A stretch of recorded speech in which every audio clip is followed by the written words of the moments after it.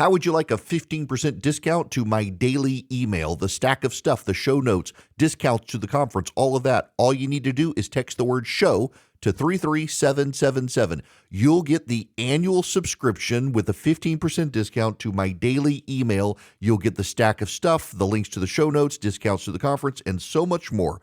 All you have to do is text the word show, SHOW, to 33777.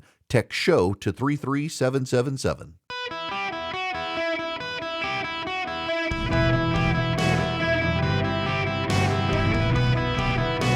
Welcome to the Eric Erickson Show podcast, Hour 3.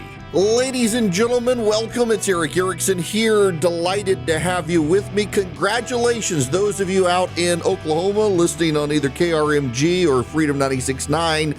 University of Oklahoma has made it into the top 25 AP poll for the first time in several years, having just given a drubbing to Auburn. My apologies to those of you at Auburn. We got it out there. Ohio State is number 1. Miami has jumped into number 2. You've got Pitt State at 3, LSU at 4, Georgia 5, Oregon 6, and number 7 now making its top 10 debut for the first time in 2 years, Oklahoma. OKLAHOMA, Oklahoma, okay. Welcome to the top 10 in the AP with what an amazing football game. Good. Yeah, I got to say, I was flying back from Ohio on Saturday after my event Friday night, and I just wasn't really enthusiastic about a lot of the early football games. Now, last night's game, the NFL game, was great, and this coming Sunday, the Cowboys take on Green Bay with Micah Parsons there. So we got a fun football week coming up. In the meantime, we've got news to get to. I will get back to your H-1B visa calls and others, 877-973-7425, should you wish to be on the program. But first, I got to talk about Virginia for just a moment. Now, I am only on a handful of stations in Virginia for now, more coming.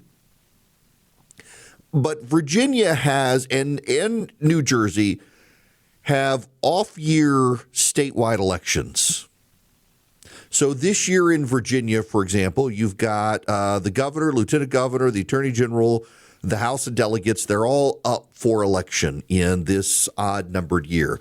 What is it? Louisiana, Kentucky, New Jersey, and Virginia have odd-numbered year elections. Louisiana and Kentucky, I think if I remember right, go one odd-year cycle.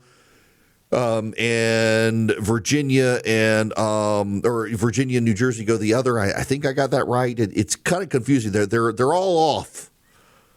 Virginia, of course, the House of Delegates, the home of Thomas Jefferson and the like. And as Virginia goes, so too tend to go the midterm elections. And that one is something you got to pay attention to, because they can be a real harbinger of things to come. In 2001, George W. Bush became president of the United States. He won the Electoral College. He lost the popular vote. The governor of Virginia is term limited. Jim Gilmore was the term limited governor of Virginia. He came into office as a harbinger of the bad times for Democrats ahead. As Virginia continued shifting towards the Democrats, Jim Gilmore got elected, and then Mark Warner, who is now the senator from Virginia, Mark Warner got elected governor of Virginia in 2001. The share of the Republican vote went down by 3.1%. Mark Early, the Republican, lost. It was 52 to 47. Democrats had a great turnout.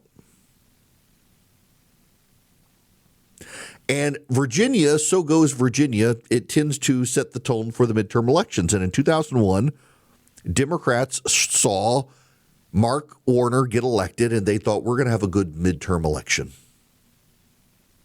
Except history shows it went badly. I talked about the Paul Wellstone Memorial. That one had a lot to do with it, created a voter backlash, but also the fight over Homeland Security, the post 9/11 rallying around the president and the GOP. The Democrats looked as soft on terrorism, and the Republicans did great in 2002. But typically, as Virginia goes, the midterms arc into it. Well, there's something happening. So very oddly, the reason I'm talking about Virginia now here, the middle of September, is because early voting has started in Virginia. And this blows my mind. The election in Virginia will be the first Tuesday after the first Monday in November,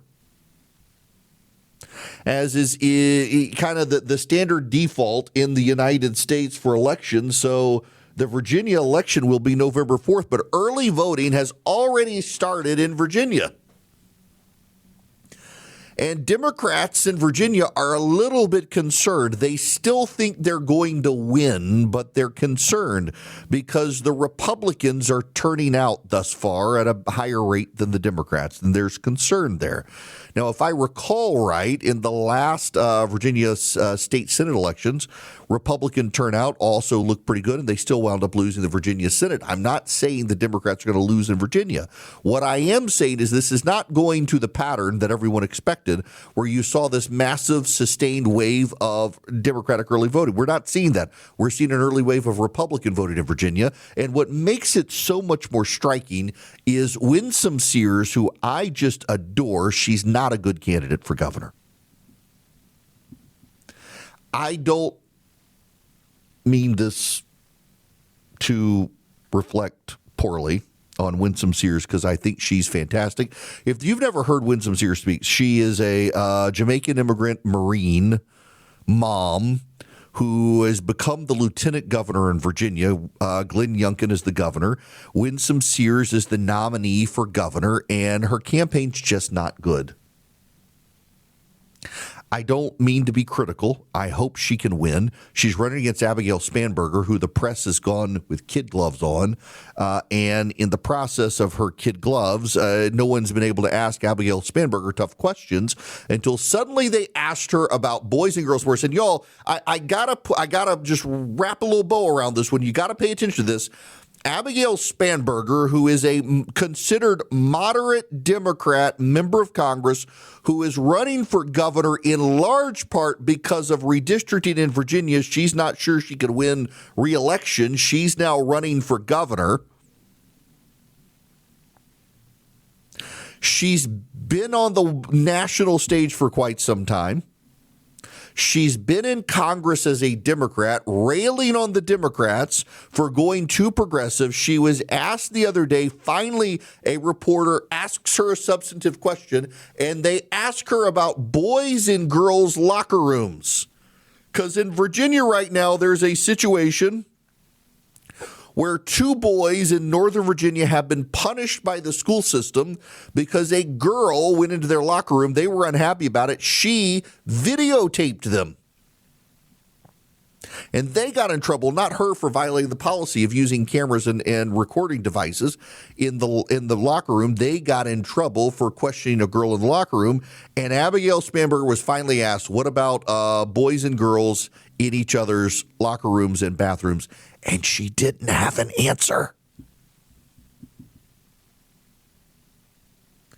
How do you, in the year of our Lord 2025, as a Democrat on a peak cultural issue, not have an answer?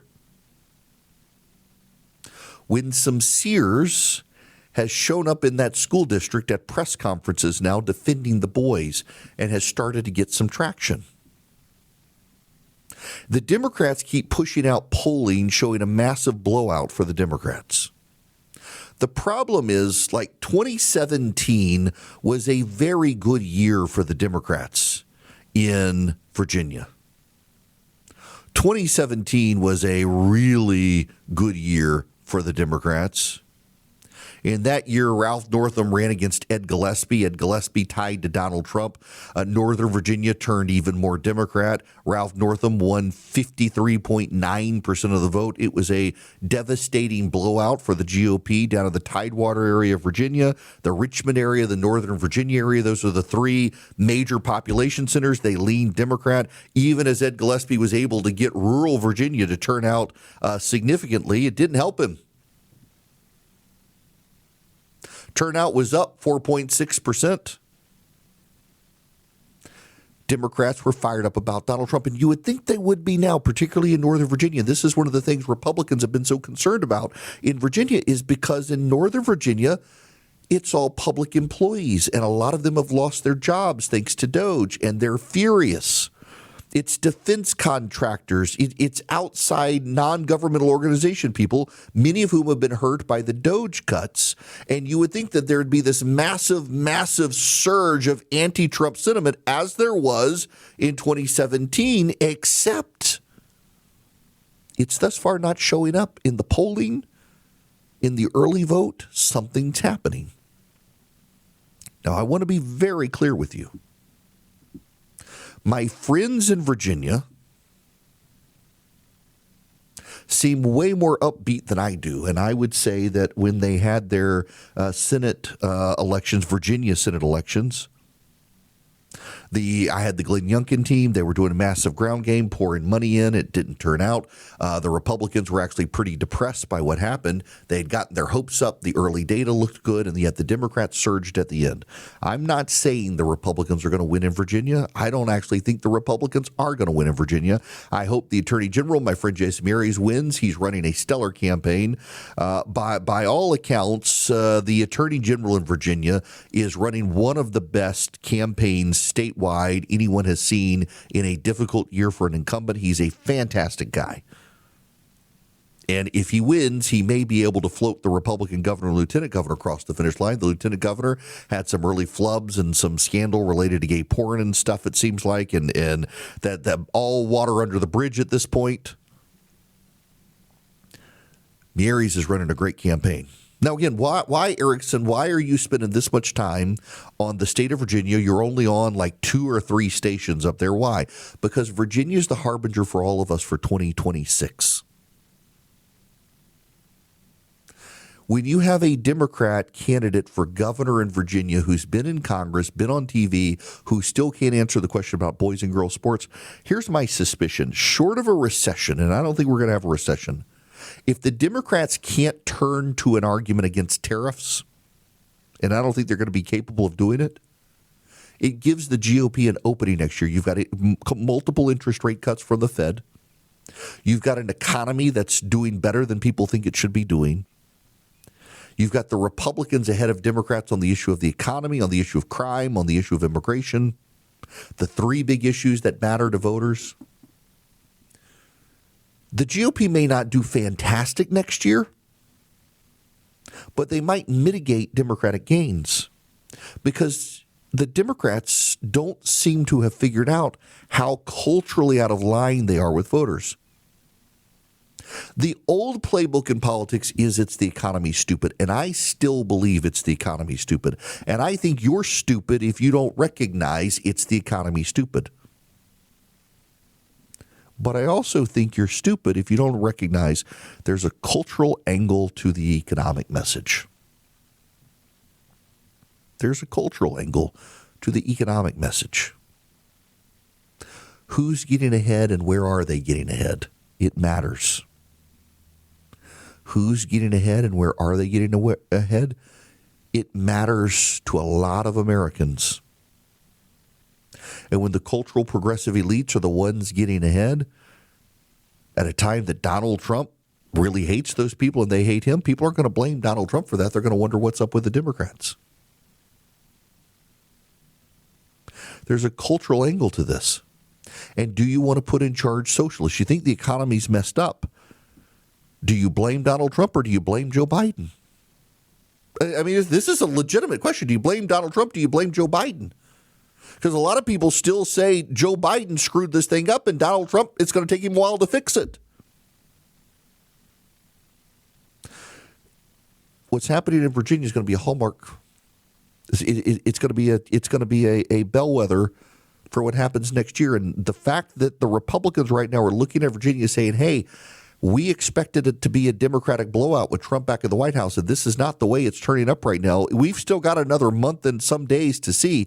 But if this pattern holds, this pattern that even the Democrats are worried about in Virginia this early, when the election's not until November, when the Democrats are not seeing enthusiasm for Democrats right now at a time they should be highly enthusiastic, something is happening, and my sense of things is that it really is culture crime and just how far left the Democrats have become.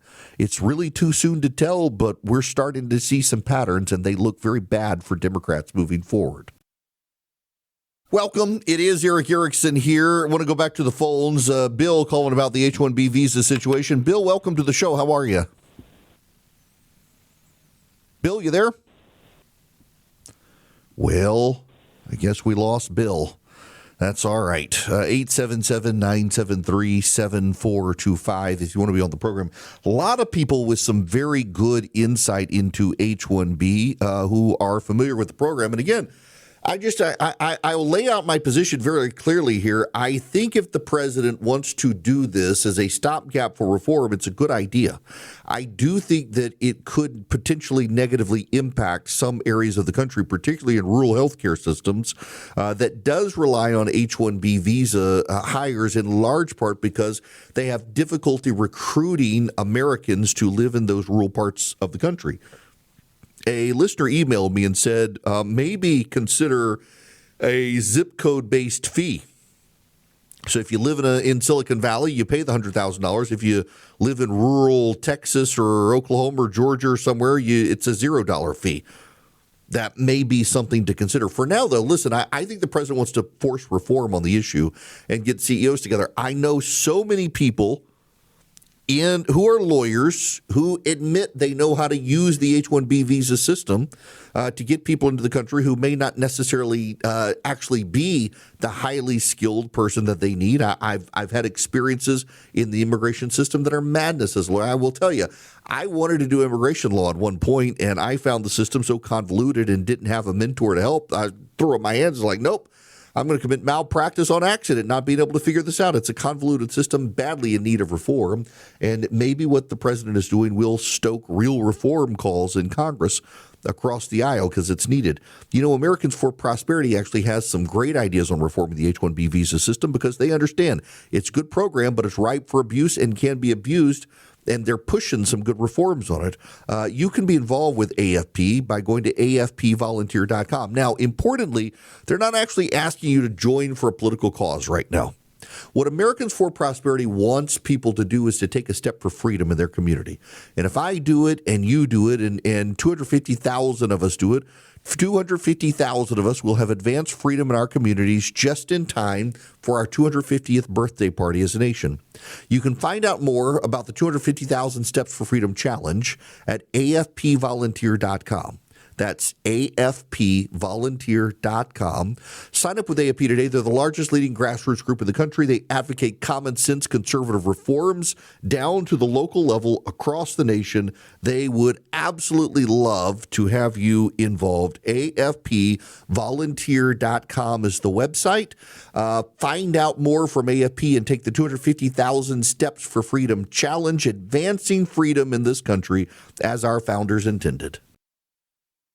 Hello and welcome. It is Eric Erickson here. The phone number 877-973-7425. You need to know that Star Wars has just dropped a trailer. The Mandalorian and Grogu, they're taking it to the silver screen. They can have my money now. Also has Sigourney Weaver. They can have my money now. Surely it'll be good. I do love The Mandalorian. Okay, we got other stuff that we got to talk about. Notice, of all the things, we haven't had to talk about Jimmy Kimmel. By the way, ABC News let it be known over the weekend that they were already considering ditching Jimmy Kimmel because of economic issues. His show was too expensive to make. and they were losing money, and local advertisers on local stations were not happy. So I want to move on here at the end because I got something I want to hop back to. Charlie Kirk was assassinated for speaking. He was assassinated for speaking. And I got to tell you, I'm ready to move on, and I think a lot of people are ready to move on, but how do you move on from that? And I want to go back to Erica Kirk. Respond to hate with love, she said. Love your enemies. Now, for those of you who don't know, I do want to give you some division here so that you understand this. This isn't deep theology. It's just so you kind of understand the dynamic. The government, all governments are there by the will of God, Christians believe. Even when you get the government that you hate or you think hates Christians, it's there by the will of God. Peter, on his way to be crucified upside down by the Emperor Nero, is writing to Christians telling them, pray for the emperor. Paul in Romans writes about how the government is ordained by God, and the government is the means of justice for God. You as a Christian individually love your enemies, turn the other cheek, don't seek retribution. You rely on the government, and if not the government, God. I sleep well at night, and some of you are going to take offense at this, I know, because I've said it before, and wow, was I blown away by the emails for what I think is a pretty simple, straightforward thing. The amount of hate I got for saying this, but I'm going to say it again. I sleep well at night because of the doctrine of hell, among other things. There are really horrible, awful people on this planet who can use their wealth, their fame, their connections, their stealth, their cunning, whatever it is, to avoid justice. Think of the people whose names you do not know, but you are convinced exist on the Jeffrey Epstein list, who abused women and probably paid them lots of money to keep quiet. Some of them will escape justice in this lifetime. Some of them will go anonymous. They will not escape God's justice. They will not escape God's justice. There will be eternity in hell for them. You know, as a Christian, I believe that you can't judge people. And judging, you know, there's a lot of weak theology out there of what is judging. And when Christ says, do not judge, he's really talking about offering an assessment of whether someone is saved or not. He tells people to use discernment. It's very weird that people want to misinterpret "thou shalt not judge, judge not lest ye be judged," because he goes on to say, "Don't throw pearl before swine," and dogs that return into their vomit and things like that. He's essentially saying you got to exercise some discretion and make a judgment call about people. Well, how can we reconcile "judge not lest ye be judged" and "don't throw pearls before swine"? You got to determine who the swine is, don't you? And he's really talking about damnation. Don't say someone's going to hell. That's Christians believe that. And I will tell you, I one time suggested Hitler in hell, and I had a Christian friend of mine say, you don't know, in his last seconds, maybe. I'm like, I'm going to make an exception for Hitler and say, no, in his final seconds, he was not asking God for forgiveness before he ate the bullet. No, Hitler, guarantee you he's in hell. And it gives me comfort. Hitler escaped the justice of this world with a bullet. He is not going to escape God's justice. I sleep well at night for that. But part of that idea of justice is that justice comes through a just government, and if the government itself is corrupt, it's going to come from God. There will be no escape from God's justice for anyone. Every single person will meet God's justice. Those who put their faith in Christ, this was part of the gospel message at Charlie Kirk's memorial service, those who put their trust in Christ, he will stand for you and will be your advocate before the Father, and you will have eternity with him instead of in hell because he vouches for you. You put your faith in him, and he works in you inwardly over time to change your heart.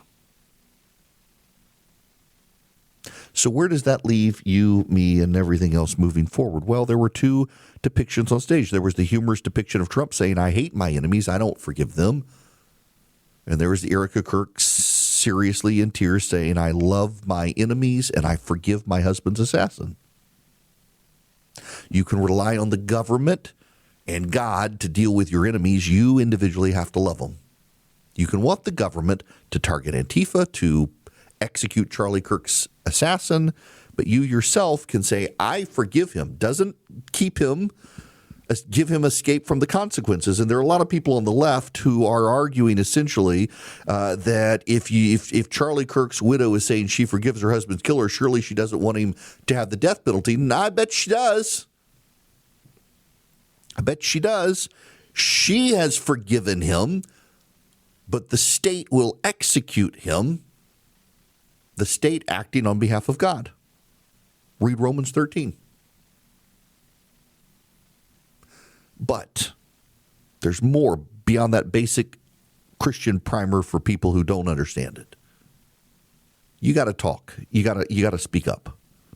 We have a dearth of speaking in this nation, and a lot of progressives don't want to hear from people on the right. And by the way, I do think this is a thing about progressives. Did you know, by the way, that in New Hampshire on Saturday, my daughter was asking me, what is an MCE, Dad? I said, I don't know, MCI. I was like, MCI, that was an old phone company. She says, no, it's not the phone company. I got a news alert that there was an MCI in New Hampshire. I said, Evelyn, I don't know what you're talking about. She looked it up. Mass casualty incident. 2 people killed, 3 people shot by a guy in New Hampshire. NBC News wrote 20 paragraphs on it. Not a single paragraph mentioned before the man opened fire, he yelled, Free Palestine. Only after being shamed did NBC add 6 more paragraphs, including one about Free Palestine. Did you otherwise know that a man opened fire this weekend yelling Free Palestine before trying to gun people down? He was apparently a terrible shot, thankfully. But 2 people still got killed and a 3rd wounded. Did you know that Brett Kavanaugh's would-be assassin is trans? I had no idea. In fact, I looked at the New York Times report about the dude sentencing, and they never mentioned that the assassin was identified as a woman, even though he's a he. They never mentioned the trans angle. I did note that several news outlets have gone back into old stories and fixed the pronouns. They now use feminine pronouns instead of masculine pronouns. Not making that up, by the way. Lots of the press carrying water for the Democrats. Remember, NPR just last Friday said, we don't know if Tyler Robinson was a progressive because, in their words, and this is a direct quote from National Public Radio, there is no evidence of his positions on issues of importance to the left, such as immigration or labor. That's an actual quote from National Public Radio. Friends, you got to keep speaking. The media can only drown out the message so much. The left can only ignore the message so much. But I can tell you, when you speak, you're not actually speaking to win the hearts and minds of the progressive left. You're speaking to win the hearts and minds of a group of independent Americans who are deeply concerned about their country. And they don't like the progressives. And if you sound like a progressive, they're not going to like you either.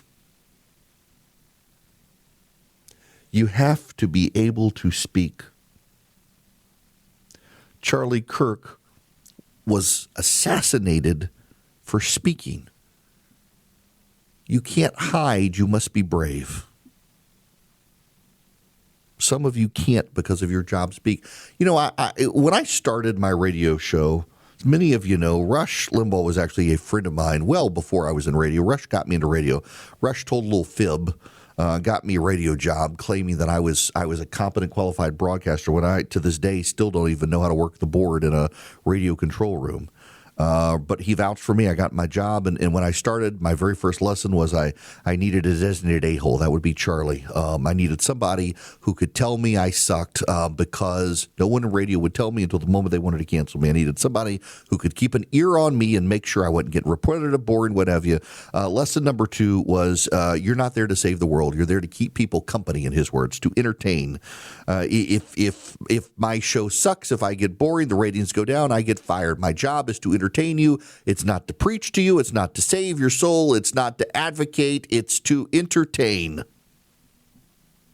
But I will tell you, part of that is I think part of my job some days is to come in here and say the things that you can't share or say because you might lose your job and I won't lose my job. So therefore, my job is to speak up when you cannot. There are some people out there and you can be mad about it and you can insist you would do otherwise. But there are some people who, because of their jobs, they can't speak up.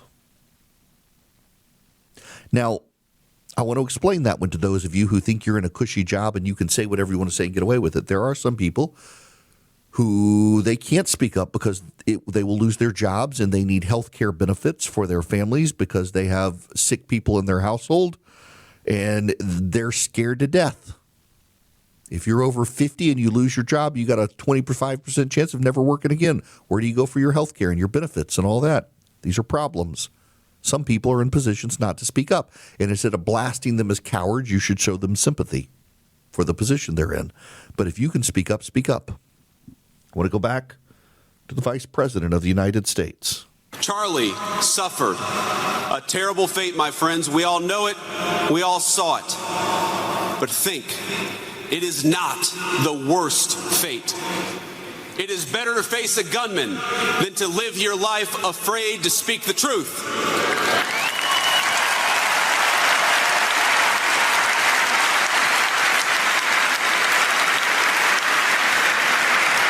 It is better to be persecuted for your faith than to deny the kingship of Christ.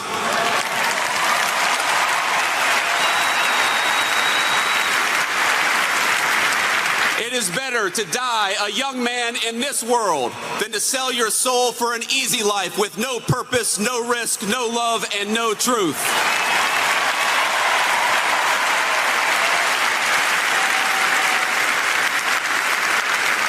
Christ told us in the Gospel of John, I have said these things to you that in me you may have peace. In the world you will have tribulation, but take heart. I have overcome the world. That's J.D. Vance. That's a good message. Speak if you can speak. But love your neighbor, too. When you speak, don't go out of your way to be a jerk. People don't want jerks, and that's part of the problem with the left right now, is they don't come off just as a little crazy. They come off as jerks. Here's my final word, I hope, about this whole sad affair over these last 2 weeks. 2 Thursdays ago, or 2 Wednesdays ago, we all saw Charlie Kirk get shot, and he died. Yesterday was his memorial service. 2 Wednesdays ago, a whole lot of people went to bed that night resolved to stand up where he could no longer stand up.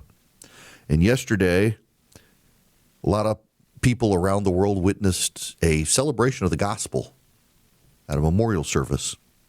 And it ended with the world's richest man, Elon Musk, who happened to sit next to the President of the United States, tweeting these words: "Forgive us our trespasses, as we forgive those who trespass against us." Message hopefully received. Hello there. It is Eric Erickson here. So, anybody watch that Kansas City Giants game last night? I saw the pregame commentary where Tony Dungy was saying that he had talked to the Giants and that they weren't concerned with Travis Kelce at all. And actually considered him basically at this point a third string player. And, well, they might have gotten it right. And, of course, everybody now makes the jokes about Kelce and Taylor Swift and maybe him being happy and getting engaged, that it wasn't a good thing. But it was a messy game. I have seen a lot of – I'm not a football expert. As anybody who regularly listens to this program knows, I'm not a regular football expert. I just enjoy watching the games. And I watch them enough at this point to be able to recognize a messy game versus a not messy game. Like, for example, the Falcons-Vikings, that was a messy game. But last night, that was a messy game. And the Chiefs did win, but my goodness gracious, at what cost? Patrick Mahomes, though, man, that one play where he threw the ball and got it back all in a single, but it was impressive. But, man, those of you in Kansas City, you have my prayers because, I'm from Louisiana, and let's not talk about the Saints yesterday. Oh, all right. Let me talk about the Eden Pure Thunderstorm. It can clean the air. Maybe not enough between Andy Reid and Travis Kelce, but nonetheless, it can clean the air. You can go to EdenPureDeals.com and put in the discount code ERIC3, ERICK3, at EdenPureDeals.com, and you can get 3 of them. They are air purifiers, so they get rid of dust, they get rid of pollen, they get rid of pet dander. They also kill 99.9% of bacteria and viruses that pull through the machine. But the machines generate ozone, and ozone is known to wipe out odors because odors are actually charged particles, and when they touch the nerves in your nose processes as an odor. And when the ozone touches the charged particle, it wipes out the charged particle and wipes out the odor. No odor can stand up to it. In fact, I did my bourbon and butts event on Thursday, and I had to go to Ohio the next day, and I got back from there on Saturday, and some of the bourbon had spilled in my car, and it smelled like a bar. And the Eden Pure Thunderstorm came in real handy getting rid of the bourbon smell in my car. Swear I wasn't open container driving, just spill. You can get 3 of them, EdenPureDeals.com, the discount code ERIC3, and they really do wipe out odors. Used it again this weekend in my car.